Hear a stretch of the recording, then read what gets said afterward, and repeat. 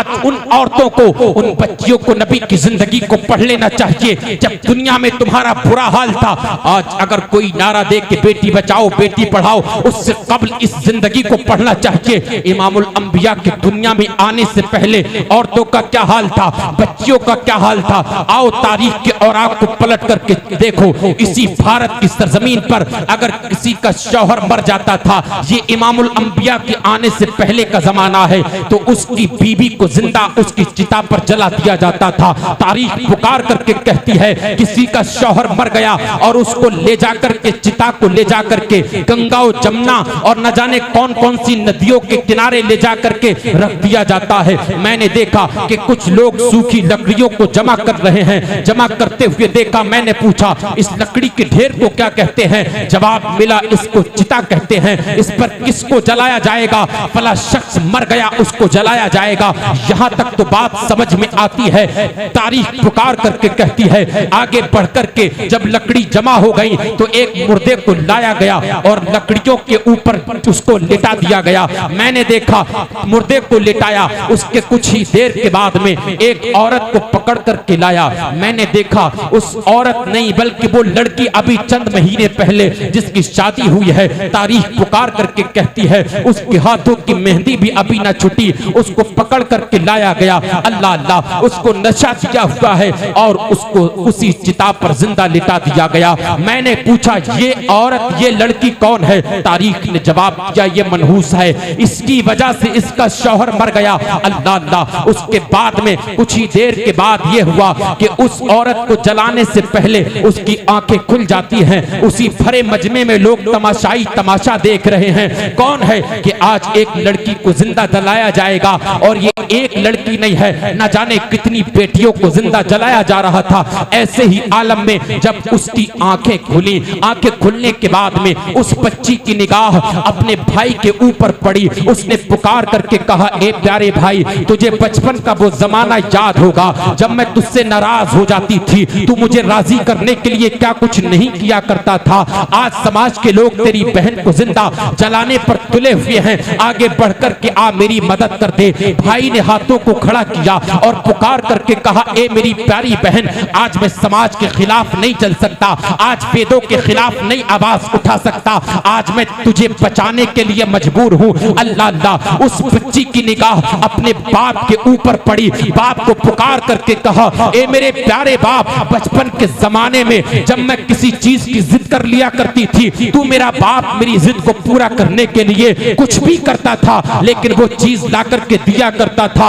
आज तेरी बच्ची को समाज के लोग जिंदा जलाने पर तुले हैं, आगे बढ़ करके आ मुझे बचा ले। बाप ने पुकार करके कहा बेटी, आज तेरा बाप मजबूर है, आज भेदों के खिलाफ नहीं चल सकता, आज समाज से लड़ाई नहीं लड़ सकता, आज तुझे जिंदा जलना ही होगा। बेटी की निगाह उसी भरे मजमे में अपनी माँ के ऊपर पड़ी। पुकार करके कहा माँ आगे बढ़ करके आ, अब तो बस तेरा ही सहारा है और अपनी बेटी को जिंदा जलने से बचा ले। माँ ने कहा हाय बेटी, अफसोस आज तेरी माँ तेरी कोई मदद नहीं कर सकती, कुछ ही देर के बाद तुझे जल जाना है। तुझे समाज के लोग मदहूस तो कह रहे हैं, लेकिन मेरा दिल नहीं कहता, मेरी जबान नहीं कहती मेरी बेटी मदहूस है। लेकिन आज बेटी जब तुझे जलाने के लिए लोग इकट्ठा हुए हैं, तब मुझे एहसास हुआ जलने का दर्द क्या होगा। जब मेरी बच्ची के जलाने पर लोग तुले हुए हैं, कुछ ही देर के बाद जब बेटी मायूस हो गई, उसके हाथ पैरों को बांध दिया गया। इसी भारत की गंगा और जमुना के किनारे पर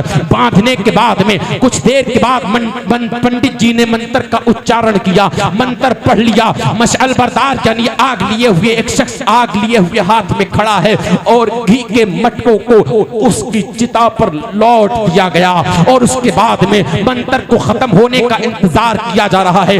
मंत्र खत्म हुआ और उसी चिता में आग लगा दी गई। वो जिंदा बच्ची चीखे मारती रही, समाज को आवाज देती रही, इस समाज के बेहिस लोगों मुझे बचा लो, मेरा कोई गुनाह नहीं है इसकी मौत में जो मर गया है, आओ मुझे बचा लो। लेकिन ये समाज के लोग ठहरते मारते रहे, हंसते रहे, उस बच्ची को जिंदा जला दिया गया। मैंने देखा कि भारत की सरजमीन पर उस एक बच्ची की जिंदगी का आलम नहीं है। हजारों लाखों की तादाद में बच्चियों को जब भारत में जलाया जा रहा था, तो ये भारत की तारीख है। आगे बढ़ करके देखो, अरब के सहरा में भारत से लेकर के अरबिस्तान की सरजमीन की तरफ देखो, अरब में एक बाप अपने घर पर आया, अपनी छोटी सी बच्ची को देखा और अपनी बीवी से कहा, आज मैं बाजार मक्का से एक बेहतरीन लिबास खरीद करके लाया हूँ, मेरी बच्ची को नहला करके लिबास पहना दो। आज तक उस बाप ने अपनी बेटी से प्यार नहीं किया, लेकिन आज पहली दफा है कि बाप अपनी बेटी के लिए नया लिबास पहना लेकर के आया।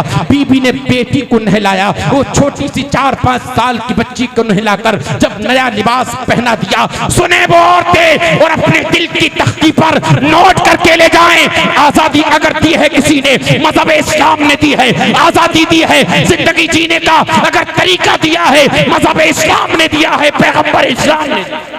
बेशक सुभान अल्लाह। एक शख्स है जो बनु आराश का रहने वाला, उसने एक दफा सुना कि मक्का के बाजार में ऊंट बड़े महंगे बिक जाते हैं।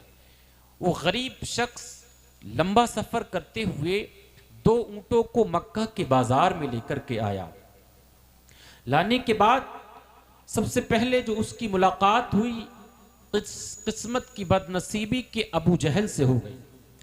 अबू जहल सरदार मक्का ने पूछा, कहां से? का फला कबीले से आया। कैसे? ऊंटों को बेचने आया। गरीब है, पूरी जिंदगी का सरमाया उसका 2 ऊंट है। कहा ठीक, कितने में बेचते हो? उसने कहा इतने में। अबू जहल ने दोनों ऊंटों की रस्सी को लिया और कहा पैसे कल ले लेना, मेरा सामने वाला घर है, कल दे दूंगा। मुतमईन हो गया दूर से आने वाला शख्स। आप ही भी जरा सोचना। अभी दूसरा दिन हुआ, सुबह नमूदार होती है, उठकर के अबू जहल के दरवाजे पर गया। कहा वो आपने कहा था कि वो पैसे कल दे दूंगा, पैसे दे दीजिए ताकि मैं अपने सफर को तय करूं, अपने घर जाऊं। अबू जहल ने कहा कल ले लेना। फिर दूसरा दिन आया, फिर गया, उसने फिर मना कर दिया। 3 दिन हो गए, अबू जहल ने पैसे नहीं दिए। जब पैसे नहीं दिए तो अबू जहल से उसने थोड़ा गुस्सा किया, हम जैसे कि हम और आप करते हैं कि पैसे क्यों नहीं देते आप रोज टालते हैं। तो अबू जहल ने कहा कि ले मिले तो ले लेना जा। अब दूसरे इलाके का चलकर कहां मक्का आया, बनु आराश, और कहां मक्का पहली दफा आया, मायूस हो गया। अब क्या करूं? लोगों से पूछता फिरता है कौन है ये? कहा ये तो बड़ा ताकतवर शख्स है, ये तो यहाँ का सरदार है, बड़ा सरदार है, क्या करना चाहिए? किसी ने मशवरा दिया कि खानाए काबा के पास में एक तख्त पड़ा होगा, वहां पर बड़े सरदार बैठे होंगे, उनके पास जाकर के अपनी बात को रख दे। डरता हुआ गया और जाने के बाद उन लोगों से पूछा आप कौन हो? कहा मक्का के सरदार उतबा, शैबा और भी कई। कहा क्या हुआ तेरे साथ? कहा एक शख्स ने मेरे ऊंट छीन लिए, पैसे नहीं देता। कौन है? हमारे होते हुए मक्का की धरती पर तेरे ऊंट कौन छीन लेगा? बता नाम क्या है? जब ये कहा कि नाम क्या है, उसने कहा उसका नाम अबू जहल है। मुस्कुरा गए, बोले हम नहीं कर सकते, बहुत बड़ा जाहिल और ताकतवर है, उससे कौन लड़ेगा? ऐसा कर, कोई रास्ता नहीं है। अब उनको मजाक की सूझी कि इसके साथ मजाक किया जाए, और कहा देख वो खाने काबा की दीवार से टेक लगा करके इबादत कर रहे हैं, उनके पास चला जा, वो तेरे ऊंट दिलवा देंगे। डरा हुआ, सहमा हुआ, दूसरे इलाके का, दूर दराज से सफर किया हुआ, भूखा प्यासा, डरता हुआ गया और जाकर के बहुत खामोशी से पैगंबर इस्लाम के पीछे बैठ गया। अभी लोगों ने ज्यादा इस्लाम कबूल नहीं किया, अभी इस्लाम कमजोर है, अभी पैगंबर इस्लाम के साथ लोग नहीं जुड़े हैं। डरा, पैगंबर इस्लाम को आहट महसूस हुई। जब आहट महसूस हुई तो पीछे मुड़ कर के देखा, डरा हुआ, सहमा हुआ कोई मुसाफिर। नबी अकरम सल्लल्लाहु अलैहि वसल्लम के अल्फाज पर गौर करो। मेरे नबी ने फरमाया परदेसी लगते हो, परेशान हो, इतना कहना था। आने वाला शख्स इतना लंबा सफर तय करके आया था, अभी मक्का की धरती पर उसका कोई पूछने वाला न था, कोई ख्याल करने वाला न था, कोई उम्मीद न थी। लेकिन जब ये पूछा, मुसाफिर हो, सफर करके आए हो, घबराए हुए, थके हुए हो, इतना सुनना था। वो कहता है जब ये अल्फाज सुने तो मेरे दिल में अजीब सी बेचैनी हुई। ऐसा लगा कि जैसे परदेश में मेरी माँ मिल गई हो और मेरी आंखों में जो आंसू आए उमड़ करके बच्चों की तरह जोर से रोने लगा। मेरे नबी उठ करके खड़े हो गए और खड़े होने के बाद में उसको सीने से लगा लिया और प्यार से कहा, परेशान ना हो, घबरा ना, जैसा तू चाहेगा वैसा तेरे साथ में होगा। अभी ये नहीं पूछा कि कहाँ का है, अभी ये नहीं पूछा तेरा मजहब क्या है, अभी ये नहीं पूछा तेरा कबीला क्या है, अभी ये नहीं पूछा तू गरीब है अमीर है, अभी ये नहीं पूछा तू कैसे किस परेशानी में है, कौन किसके साथ तेरा मामला हो गया। सबसे पहले कहा, घबरा ना, तू जैसा चाहेगा तेरे साथ में वैसा होगा। इतना कहना था और जोर से रोया, आंखें बरस पड़ी। पैगंबर इस्लाम ने बाजू पकड़ा और पकड़ करके घर की तरफ ले गए। ले जाने के बाद में कहा, आराम से बैठ, मुंह धो ले, पानी पी। उसके बाद उसका नाश्ता कराया, खजूरें लेकर के आए, पानी लेकर के आए। मुसाफिर है, पूछा कुछ नहीं है, कहां से आए हो, मजहब क्या है, मुसलमान हो। और कुरान कह रहा है तुम्हारे लिए तुम्हारे नबी की जिंदगी में आइडियल है। और जब उसके बाद खाना पीना हो गया, अब उसके बाद मोहब्बत से पूछा मेरे नबी ने, अब बता मामला क्या है, क्यों परेशान है, किसने क्या कह दिया। कहा, हुजूर मामला कुछ यूं है, मैं बाजार मक्का में अपने ऊंटों को लेकर के आया। मैंने सुना था कि मक्का की धरती पर बड़े महंगे ऊंट बिक जाते हैं, मैं लेकर के आया। अबू जहल नामी शख्स ने मेरे ऊंटों को छीन लिया, पैसे देना नहीं चाहता। मेरे नबी ने फरमाया, परेशान ना हो, और क्यों तेरे पैसे क्यों नहीं देगा, आ मेरे साथ आ।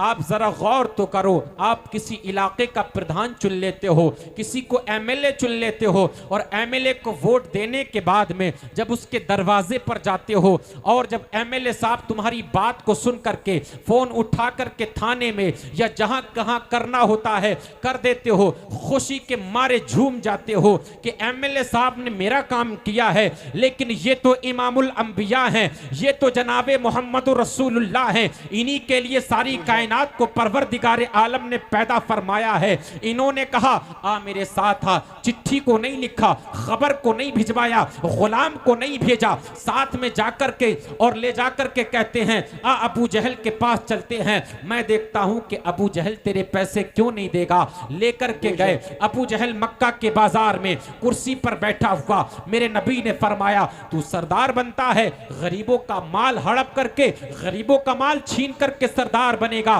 तू इसके पैसे क्यों नहीं देता, क्यों नहीं देगा पैसे। अबू जहल के मुंह में कोई जवाब नहीं है। मेरे नबी ने फरमाया, अल्लाह अल्लाह, और वो देखता है पैगंबर इस्लाम को अपनी परेशानियों को बताता जाता है। नबी मुस्कुरा मुस्कुरा करके जवाब दे रहे हैं। लेकिन इमामुल अंबिया ने जो अबू जहल के सामने खिताब किया है, जाहिलों के बाप को जवाब नहीं आया। उधर उतबा ने कहा, एक आदमी को भेज करके फौरन जाकर के देख, अबू जहल पैगंबर इस्लाम की बेइज्जती कर रहा होगा, जाकर के देख। वो गया तो अबू जहल के मुंह में कोई लफ्ज नहीं है कि पलट करके जवाब दे दे। मेरे नबी ने कहा, इसके पैसे दे। कब देगा? कहा, दे दूंगा। मेरे नबी ने फरमाया, अभी दे, अभी मंगा, इसके पैसे दे। गरीबों का माल लूट करके तू बहुत बड़ा बादशाह या बहुत बड़ा तिजारती नहीं बन जाएगा, अभी ला और इसके पैसे दे। गरीबों का माल लूट करके इतना बड़ा अमीर नहीं बन जाएगा। मेरे नबी के अल्फाज इस कदर थे, वो नबूवत वाली जबान सुन करके वो एकदम घबरा गया, पैसे मंगा करके दे दिए। उसके बाद में वो चलने लगा, सोचने लगा, ये हैं कौन जिनका अंदाजे तकल्लुम कुछ और है, जिन्होंने मुझसे ये नहीं पूछा कि तेरा खानदान क्या है, जिन्होंने मुझसे ये नहीं पूछा तेरा मजहब क्या है, जिन्होंने कुछ नहीं पूछा। सोच रहा है। लेकिन उतबा का भेजा हुआ शख्स कहता है, तेरा काम हो गया। कहा, मेरे पैसे मिल गए। कहा, अब तू अपने मुल्क में चला जा, इनसे कलाम ना करना, ये जादूगर है। मक्का की धरती पर ये जिनके करीब जाते हैं या इनका कलाम जो सुनता है वो इनका हो जाता है। इतना बड़ा जादूगर धरती मक्का पर कोई नहीं है। उसने कहा, जादूगर मैं नहीं समझता, मैं जाकर के करीब जाकर के देखूंगा। फिर पलट करके आया, ये तो बता दीजिए मैं अपने मुल्क अपने इलाके में अपने कबीला में जा रहा हूं, आपका नाम क्या है? इमामुल अंबिया ने मुस्कुरा करके कहा, मुझे सैयदुल अंबिया, आखिरी अल्लाह में आखिरी अल्लाह का नबी हूं, जनाबे मोहम्मद रसूलुल्लाह सल्लल्लाहु अलैहि वसल्लम मुझे कहा जाता है। अल्लाह अल्लाह। वो कहने लगा, हुजूर अभी एक शख्स कह रहा था कि आप जादूगर हैं और मैंने देख लिया अगर रुए जमीन पर कोई नबी है तो आप हैं, आपके अलावा पूरी दुनिया में कोई नबी नहीं है। हाथ आगे बढ़ाओ और इसी मक्का के बाजार में मुझे कलमा पढ़ा करके मजहब इस्लाम में दाखिल करो। सुभान अल्लाह, सुभान अल्लाह, सुभान अल्लाह। आप गौर करें, नबी का किरदार है। मजहब नहीं पूछा, बिरादरी नहीं पूछी, इलाका नहीं पूछा, पहले काम करा दिया, उसके बाद में उसका मजहब कुछ और था। अखलाक के नबी देख करके इस्लाम में दाखिल हो गया। और कुरान कह रहा है तुम्हारे लिए नबी की जिंदगी में आइडियल है। सुभान अल्लाह, सुभान अल्लाह, बेशक। और वमा अरसलना का इल्ला रहमतल लिल आलमीन, वो तमाम आलमीन के लिए रहमत हैं। औरतों के लिए रहमत, बच्चों के लिए रहमत, बूढ़ों के लिए रहमत, यहाँ के वालों के लिए रहमत, दूसरी जगह वालों के लिए रहमत। वो हर आलम की रहमत हैं। किसी आलम में रह जाते, ये उनकी मेहरबानी है कि ये आलम पसंद आया। आप गौर फरमाएं। और आप कोई कहे कि मिलाद क्यों मनाते हो, मिलाद नहीं मनाना चाहिए, तो कह देना मिलाद अगर हम नहीं मनाएंगे तो दुनिया में मिलाद कौन मनाएगा? बल्कि खवातीन को मिलाद मनाना चाहिए। जब दुनिया में औरतों को जिंदा दफन किया जा रहा था तो पैगंबर इस्लाम ने मना फरमाया था, इनकी भी जिंदगी है, इन बेटियों को जिंदा दफन ना करो। जब औरतों को जिंदा जलाया जा रहा था तो इनकी इज्जत तो आबरू जिंदगी बचाने वाले भी नबी, जब गरीबों को सताया जा रहा था, मक्का और मदीना और इसके अलावा दुनिया में उनके माल को छीना जा रहा था, तो पैगंबर इस्लाम थे कि जी इनको इंसाफ दिलाने वाले थे। अब सबसे ज्यादा इमामुल अंबिया का मिलाद गरीबों को मनाना चाहिए, औरतों को मनाना चाहिए, मजदूरों को मनाना चाहिए। जिसने जिंदगी जीने का सलीका सिखा दिया उसी का नाम पैगंबर इस्लाम है।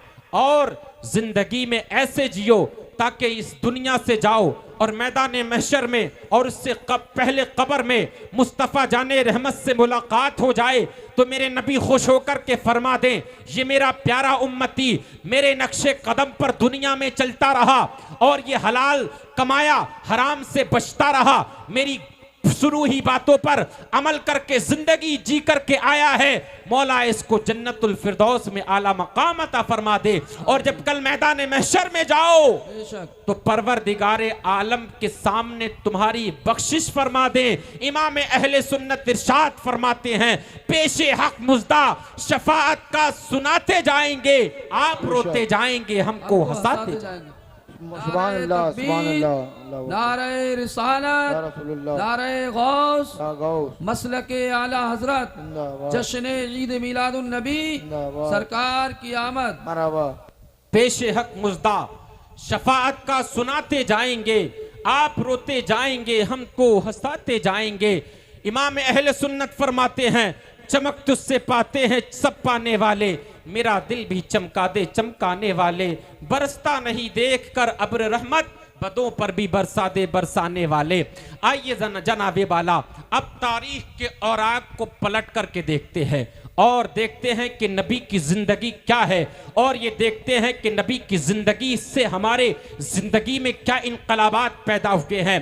देखते हैं कि पैगंबर इस्लाम ने अपनी जिंदगी गुजार करके कौन सा मैसेज दिया है। पता ये चला कि जनाबे वाला अल्लाह के रसूल करीम सल्लल्लाहु अलैहि वसल्लम ने जो जिंदगी गुजार करके मैसेज दिया है, आज हम उसी तरह से अपनी जिंदगी को गुजार लें तो अगयार कहेंगे ये मुस्तफ़ा जाने रहमत का दीवाना जा रहा है, जिसकी निगाहों का तक़द्दुस का आलम यह है कि इसकी निगाहें झुकी रहती हैं, और आलम यह है कि ना इसकी नमाजें छूटा करती हैं, बल्कि आलम यह है कि मुस्तफ़ा जाने रहमत के नक्शे कदम पर चलकर के जिंदगी गुजारने वाला ये मुस्तफ़ा का दीवाना है। और फिर तुम्हें अग़यार गैर लोग देखें तुम्हारे बच्चों की जिंदगी और कहें कि देखो मुसलमानों के नबी ने मुसलमानों के बच्चों को और उनको जो किरदार दिया है उनकी तरह जिंदगी जी करके दुनिया से चले जाओ, खुदा की कसम तुम यहां पर भी कामयाब हो जाओगे मैदान महशर में। सुभान अल्लाह, सुभान अल्लाह। हक है। वाह वाह वाह। और अगर तुमने ये मिस कर दिया तो ये नमक की तरह जिंदगी है, ये घुल रही है, एक दिन इसको खत्म हो जाना है। तुमसे पहले वाले आए दुनिया से चले गए, उनकी वजह से जिंदगी में कोई काम ना रुका। और तुमसे पहले तुम्हारे आबाओ अजदाद आए, उनकी कब्रें रह गईं, सारे का सारा खत्म हो गया। लेकिन इमामुल अंबिया की जात को देखो, वो फरमा रहे हैं कि दुनिया में के अंदर रह करके अगर इंसान अपनी जिंदगी को परहेजगारी के साथ काट करके दुनिया से चला जाए, सबसे कामयाब इंसान वो है। और अगर इसको बर्बाद करके चला गया, और बर्बादी का आलम यह है कि गुनाह पर गुनाह करता रहा, मौत आ गई तो फिर याद रखना फिर उसका कोई रास्ता नहीं है, वो सीधा जहन्नम में जाएगा। और दुनिया के सारे डॉक्टरों को आप उठा करके देख लो, लेकिन मेरे नबी की जिंदगी को उठा करके देखोगे तो दुनिया के तमाम बड़े से बड़े डॉक्टर्स की लाइन में मेरे नबी सबसे बड़े डॉक्टर नजर आएंगे। आप दुनिया के यूनिवर्सिटीज के प्रोफेसर्स की लाइन में को एक पूरी दुनिया के प्रोफेसर्स को एक लाइन में खड़ा कर दो, लेकिन मेरे नबी की जिंदगी एक तरफ है तो पूरी दुनिया के यूनिवर्सिटीज के प्रोफेसर्स नबी की जिंदगी के सामने हेच होते ये नजर आएंगे। ना आप जैसा कोई दुनिया में जज पैदा हुआ, ना आप जैसा दुनिया में कोई लेक्चरार हुआ, ना आप जैसा कोई दुनिया में डॉक्टर पैदा हुआ। डॉक्टर तो बड़े बड़े होंगे, आप कहेंगे कि 5 साल 5.5 साल नीट का एग्जाम क्वालिफाई करने के बाद एमबीबीएस करने वाला डॉक्टर किसी यूनिवर्सिटी से डिग्री लेता है। तुम्हारे नबी ने कौन सी यूनिवर्सिटी से कौन सी डिग्री ली थी? आप कहेंगे पीएचडी 5 साल में होती है समेट, तुम्हारे नबी ने कौन सी यूनिवर्सिटी से पीएचडी किया है? आपके जहन में सवाल पैदा हो जाएंगे। तो याद रखना, तुम्हारी जिंदगी, तुम्हारे लिए नबी की जिंदगी अगर आइडियल है तो ऐसे ही नहीं, मेरे नबी की जिंदगी को देखना चाहते हो, उन्होंने माओ की खिदमत करने का अंदाज भी बताया और कहा कि इसके कदमों के नीचे जन्नत है, इसको ठोकर मारने का मतलब है कि तू जन्नत को ठोकर मार रहा है। और आज का जवान अपनी मां को ठोकर मारता हुआ नजर आ रहा है, आज का जवान अपने बाप को गालियां बकता हुआ नजर आ रहा है। याद रखना, मदीना की सरजमीन है, पैगंबर इस्लाम की जिंदगी है, अल्लाह के रसूल सल्लल्लाहु अलैहि वसल्लम का जमाना है। एक जवान बंदा है जो अपनी मां को गालियां बकता है, अपनी मां को सताता है, अपनी मां। तकबीर, नारे रिसालत, नारे गौस, या गौस, मसलक आला हजरत जिंदाबाद, अल्लामा मुफ्ती आफ्ताब आलम साहब किबला जिंदाबाद, नारे तकबीर, अल्लाह अकबर। माशाअल्लाह। देखिए हजरात, मेरे बाद भी आप हजरात को बेहतरीन खिताब समात करना। दुरूशी पढ़ लीजिए, अल्लाहुम्मा सल्ली अला सय्यदना मौलाना मुहम्मदिन व अला आलि सय्यदना मौलाना मुहम्मदिन व बारिक वसल्लम सलातु व सलामुन अलैका या रसूल अल्लाह सल्लल्लाहु तआला अलैहि वसल्लम। कुछ देर आप हजरात के सामने हाजिर हूँ, मेरे बाद आप बेहतरीन खिताब समात करेंगे।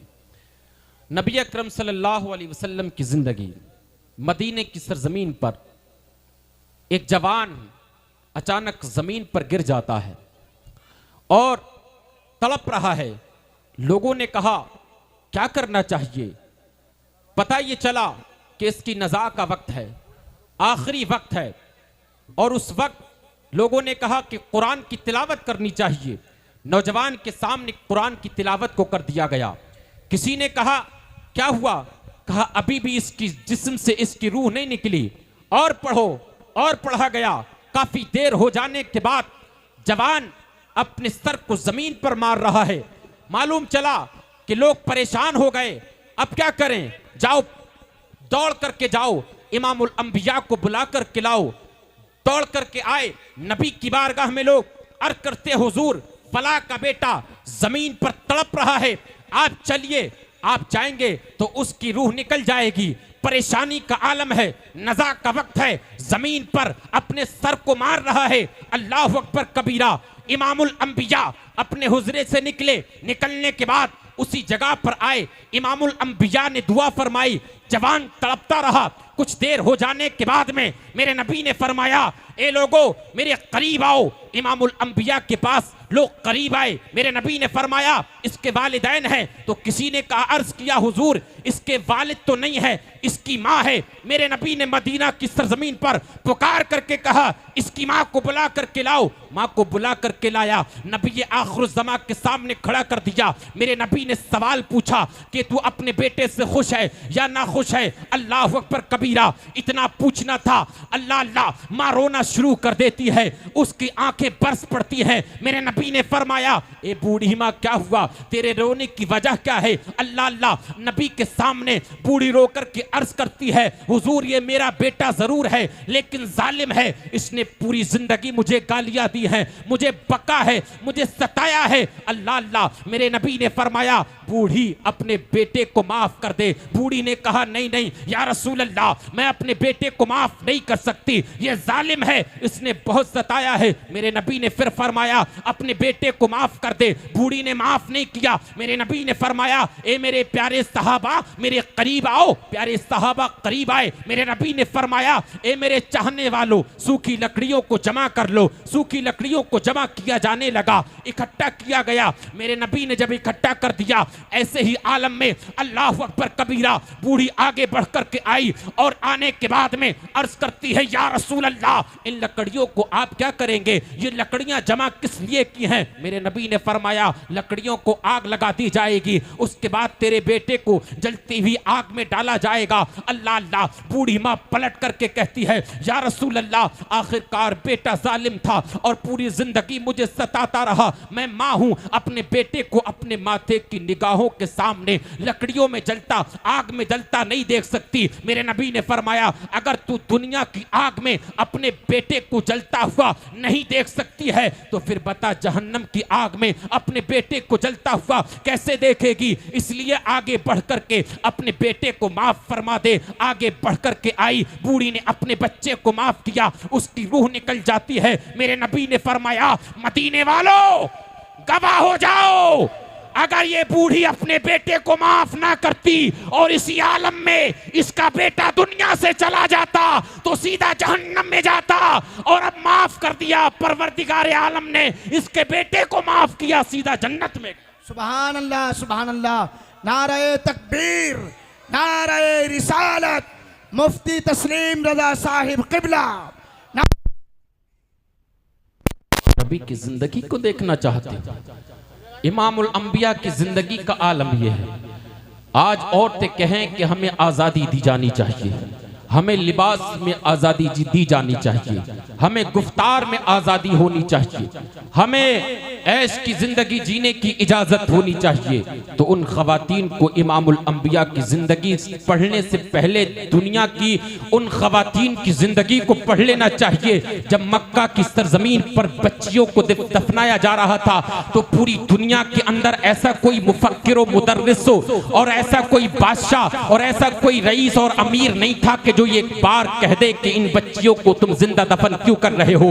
ऐसे वक्त में कोई बोलने के लिए तैयार नहीं था। और अगर आज औरत कहे कि आजादी चाहिए, हमें धर्म के नाम पर आजादी चाहिए, जीने की आजादी चाहिए, तो इस्लाम से ज्यादा बढ़कर की आजादी किसी ने नहीं दी है। अरब के सहरा में बाप ने बेटी को लिबास पहनाने के लिए अपनी बीबी को दिया, बीबी की आंखों में आंसू आ गए। आज बेटी के साथ वही होगा जो मक्का में हजारों बेटियों के साथ में हो चुका है। बेटी को नहला लाया, एक नया लिबास पहना दिया। पहनाने के बाद में बाप ने अपनी बेटी को गोद में उठा लिया। बेटी ने मुस्कुरा करके बाप के चेहरे की तरफ देखा। औलाद वाले हो तुम, अपनी बच्चियों से मोहब्बत किया करते हो, बेटों से मोहब्बत किया करते हो, औलाद वाले हो, जरा गौर तो करो वो कितना जालिम बाप होगा जिसने अपनी बेटी को उठाया गोद में। बेटी मुस्कुरा रही है, जंगल की तरफ निकल गया। निकलने के बाद जब सफर मुकम्मल तय हो गया तब अपनी ही बेटी को अपनी गोद से जमीन पर फेंक दिया। बेटी ने मुस्कुरा कर सवाल किया, ए प्यारे बाप, आपने मुझे जंगल में लाकर के कैसे फेंक दिया?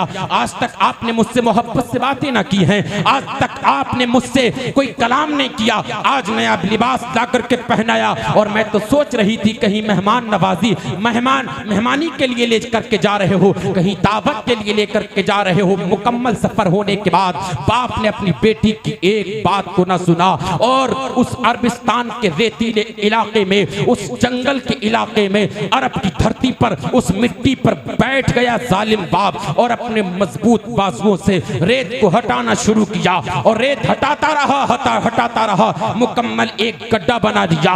बेटी ने सोचा आज मेरा बाप मुझसे प्यार कर रहा है, मेरा बाप मुझसे मोहब्बत कर रहा है, मेरा बाप मेरे साथ खेल रहा है। बच्ची की आरज़ू तमन्नाओं का जरा ख्याल रखते हुए और मज़हब इस्लाम की खवातीन अपने जहन में सवाल पैदा करें, आखिरकार वो क्या जमाना होगा जहां पर तुम्हारी जिंदगी की कोई औकात नहीं थी। अगर कोई औरत विधवा हो जाती थी तो ऊंट पर बैठकर बिठाल करके पूरे शहर में घुमाया जाता था, 1 साल तक के लिए अंधेरी कोठरी में बंद कर दिया जाता था, थोड़ा थोड़ा खाना दिया जाता था। न जाने कितनी औरतें दम तोड़ दिया करती थी। क्या औकात थी औरतों की? अल्लाह अकबर कबीरा। बेटी के लिए गड्ढा खोद दिया, बेटी को उठाया जालिम बाप ने गड्ढे में लेटा दिया और मिट्टी को डालना शुरू किया। बेटी के कदमों पर मिट्टी आई। बेटी मुस्कुरा करके बाप के चेहरे की तरफ देख रही है और मुस्कुरा करके सवाल करती है, बाबा अभी आपने अपने हाथों से गड्ढा किया, आपके चेहरे पर पसीना आ चुका है, अब आप मेहनत ना करें, मैं खुद खेल लूंगी, अपने आप से यहीं पर खेल लूंगी। लेकिन जालिम बाप अपनी बेटी के, अपनी ही सगी बेटी के ऊपर मिट्टी डालता रहा। मिट्टी घुटनों तक पहुंची, मिट्टी कमर तक पहुंची। बेटी मुस्कुरा रही है। अल्लाह अल्लाह, जब मिट्टी सीने तक पहुंची तो बेटी ने चाहा उठ जाऊं, कहीं ऐसा ना हो कि ये जालिम बाप मुझे दबा करके चला जाए। और जैसे ही बेटी ने उठना चाहा तो जालिम बाप ने आगे बढ़ करके अपनी ही बेटी के गर्दन पर इस जोर से कदम रखा कि बेटी की आंखें उबल आई, जबान बाहर निकल आई। उसने माँ को पुकार करके कहा, माँ मुझे बचा लो, आओ जरा गौर तो करो तारीख की और आग को पलट करके देखो। अरब की सरजमीन पर ये एक बच्ची का मामला नहीं, हजारों लाखों बच्चियों को जिंदा दफन किया जा रहा था और कोई पूछने वाला न था। औरतों की कोई जिंदगी न थी। ऐसे आलम में जब औरतें परेशान हो जाती हैं, लाखों बच्चियों को जिंदा दफन किया, लाखों बच्चियों को जिंदा दफन किया, जला दिया गया। ऐसे ही आलम में हिंदुस्तान से लेकर के अरबिस्तान की सरजमीन तक खवातीन, दुनिया की औरतें अपने ना दिखने वाले माबूद को पुकार पुकार करके कह रही थी, ए ना दिखने वाले माबूद हमारी मदद फरमा। क्या हमारी बच्चियों की जिंदगियां नहीं है? क्या हमारी बच्चियों को इसी तरह से जिंदा जलाया जाता रहेगा? क्या हमारी बच्चियों को इसी तरह से जिंदा दफनाया जाता रहेगा? ए ना दिखने वाले माबूद मदद फरमा। ऐसे ही आलम में परवरदिगार आलम ने खवातीन, दुनिया की औरतों की आवाज को सुना और पुकार करके कहा, ए दुनिया की मजलूमा औरतों ना घबराओ, हमें तुम्हारी हालत जार पर प्यार आ रहा है और तुम्हें बचाने के लिए मदीने का ताजदार। सुभान अल्लाह, नारे तकबीर, नारे रिसालत, मुफ्ती तस्लीम रज़ा साहिब क़िबला, नारे तकबीर। और मेरे नबी का दुनिया में आना हुआ तो दुनिया में इनकलाब बर्पा हो गया। और कल जिनका जुलूस आप निकालोगे तो अपनी जिंदगी में भर कर के ले जाना। गरीबों को इंसाफ दिलाने वाले, औरतों को इंसाफ दिलाने वाले, जहां गरीबों की जमीनों को हड़प लिया जाता था, नबी की जिंदगी और नबी के दुनिया में तशरीफ लाने के बाद इनकलाब बर्पा हो गया, इनकलाब बर्पा हो गया थे।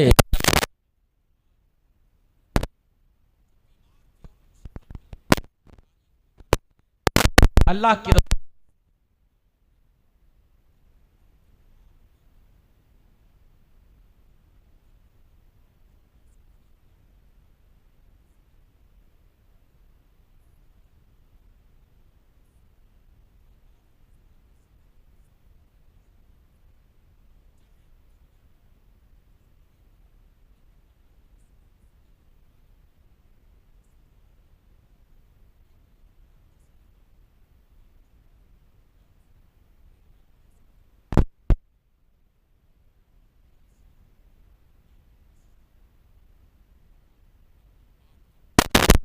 और पुकार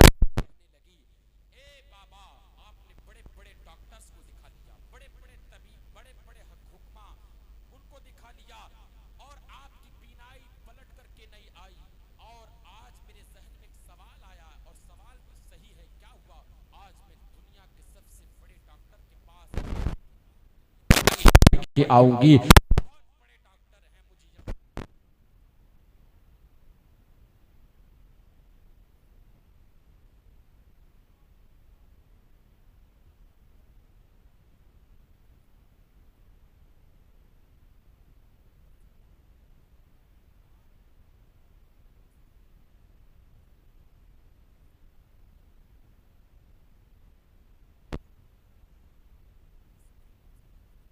ये बच्ची है, गैर की बच्ची, नबी की जूतियों को पूछती है, कहाँ हैं? कहा ये हमारे नबी की जूतियां हैं। वो यहूदी की बेटी, मुसलमान की नहीं यहूदी की, आगे बढ़ती है और एक कपड़े को जमीन पर बिछा लेती है और नबी के जूतियों की निकलने वाली मिट्टी को एक कपड़े में लपेट करके अपने घर की तरफ चली जाती है। पीछे पीछे साहबी रसूल हो लिए देखूं तो जरा जाकर के ये यहूदी की बेटी मिट्टी का क्या करेगी। जैसे ही घर के अंदर दाखिल हुई अपने बाप को पुकार करके कहने लगी, बाबा आज दुनिया के सबसे बड़े डॉक्टर से दवा लेकर के आए हूं, यकीन है कि आज बीनाई पलट आएगी। सहाबा ने देखा बच्ची ने क्या काम किया, एक प्याले में मिट्टी को लिया और कुछ उसको गीला किया और सलाई से अपने बाप की आंखों में लगा दिया। 1 मिनट 2 मिनट गुजरा है, बाप ने आंखें खोल करके कहा, बेटी मुझे दीवार नजर आ रही है, मुझे घर की छत नजर आ रही है, बता तो जरा सही ये किस डॉक्टर से दवा लेकर के आई है। तो बेटी पुकार करके कहती है, ए बाबा ये कोई और नहीं बल्कि मुसलमानों के नबी इमामुल अंबिया के पैरों की जूती की मिट्टी आपकी आंखों में। सुभान अल्लाह, सुभान अल्लाह। तो शायर पुकार करके कहता है, जमाने के सारे मरीजों से कह दो, जमाने के सारे मरीजों से कह दो, मदीने में आका दवा दे रहे हैं, मदीने में आका दवा दे रहे हैं। और मेरे प्यारे फिर जाते जाते यही कहूंगा कि कुरान की जिस आयत को मैंने पढ़ा, अल्लाह रब्बुल इज्जत कुरान में इरशाद फरमा,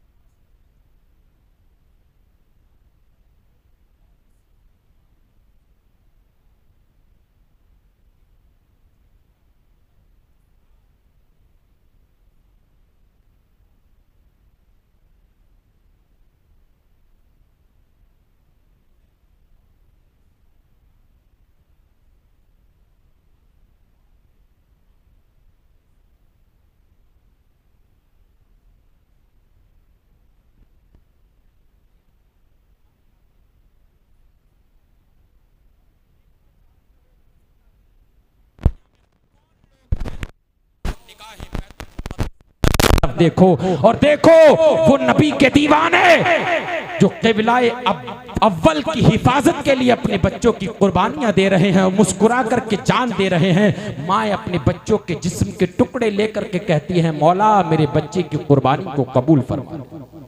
बेशक बेशक। आला हजरत इमाम अहमद रजा फाजले बरेलवी इरशाद फरमाते हैं, या रसूल अल्लाह उनकी महक ने दिल के गुंचे खिला दिए। ये कब लिखा? ये लिखा अल्लाह के रसूल मदीने की सरजमीन पर और मक्का की गलियों से जब गुजरा करते थे तो वो गली महक जाती थी।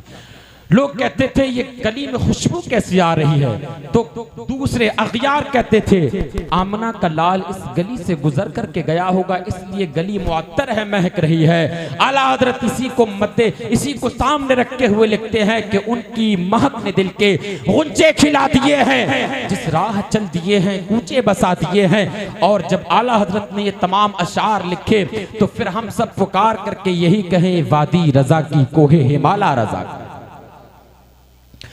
वादी रजा की कोहे हिमाला रजा का है, जिस समत देखिए वो इलाका रजा का।